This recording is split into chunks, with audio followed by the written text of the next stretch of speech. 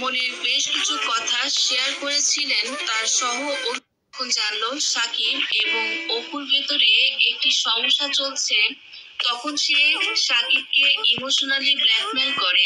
মানসিকভাবে বিপর্যস্ত সাকিব মনের বেশ কিছু কথা শেয়ার করেছিলেন তার সহ অভিনেত্রী শবনম ইয়াসমিন বুবলির সঙ্গে। এক রাতে প্রচুর ঝড় হয়েছিল। সেই সময় সাকিব খানের সঙ্গে একটি শুটিং চলছিল। প্রচুর রাত ছিল। তখন ঝড়ের রাতে সাকিব বাড়িতে ফিরতে পারেননি। ঝড়ের রাতে সাকিব খান বুবলি একসঙ্গে এক রাতে ছিলেন। আর তখনই নায়িকা শবনম বুবলি প্রেগনেন্ট হন। সাকিব খান বলেন, সেই রাতের কথা আমি ভুলবো না। আমি মন খারাপ করে বাইরের দিকে তাকিয়েছিলাম। এতদিন পরে কি করে সাকিব খান বুবলিকে প্রেগনেন্ট করেছিলেন নিজের মুখে এটি স্বীকার করলেন। বললেন, আসলে আমি জানতাম না সে রাতে এমন একটি কালো অধ্যায় আমার জীবনে আসতে চলেছে। অপুর সঙ্গে আমি অনেক রাগারাগি করে বাসা থেকে বের হয়ে গিয়েছিলাম। এদিকে রাতে ঝড়ের মধ্যে আটকা পড়ে যাই। মধ্যরাত, তখন রাত 12টা বাজে। মন খারাপ করে আমি জানালার গ্রিল ধরে বাইরে দেখছিলাম।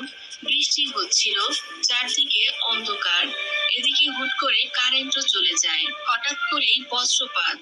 এদিকে পেছন থেকে দেখি কেউ আমাকে জড়িয়ে ধরেছে। অনুভব করলাম এটা বুবলি। সেই সময় আমাদের ভিতরে একটি রোমান্টিক অবস্থার সৃষ্টি হয়। আমিও ইমোশনাল হয়ে যাই। যেহেতু মন খারাপ ছিল অপুর ওপর। আর সেই সময় বুবলি আমাকে এভাবে মানসিক এবং শারীরিক চাহিদা মিটিয়েছে, আমি তখন বুঝতে পারিনি আমার ভিতরে ভুল হয়ে গেল। বুবলির সঙ্গে তখন শারীরিক সম্পর্কে লিপ্ত হয়ে যায় সাকিব খান। কিন্তু সেই সময় সাকিব খান এবং বুবলির ভেতরে বিয়ে হয়নি। এদিকে সেই সময় 20 সিনেমার শুটিং চলছিল। 20 সিনেমার শুটিং সেটে একদিন মন খারাপ করে বসে আছেন সাকিব খান। পরিচালক ইকবাল সাকিব খানের সঙ্গে খুব ভালো বন্ধু ছিল। ইকবাল যেয়ে সাকিব খানকে জিজ্ঞেস করলেন, কি হয়েছে, এমন মন খারাপ কেন, উদাসীন লাগছে কেন? সাকিব খান ইকবালকে বলেছিলেন, ভাই একটা তো ভুল করে ফেললাম, বুবলি তো প্রেগনেন্ট। ইকবাল বললেন, ভাই কি করছেন আপনি, একটু সাবধানে চলবেন না? সাকিব খান বললেন, ভুল হয়ে গেছে। 20 সিনেমাতে তখন বুবলি গর্ভবতী হয়েছে, সেই বিষয়টি।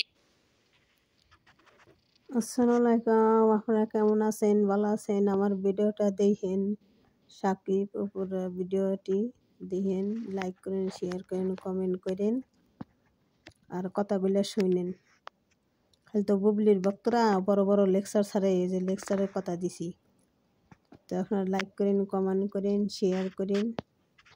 বুবলির ভক্তরা তো বড় বড় কথা কয়, এসব কথা তো বুবলির ভক্তরা বাই করে না।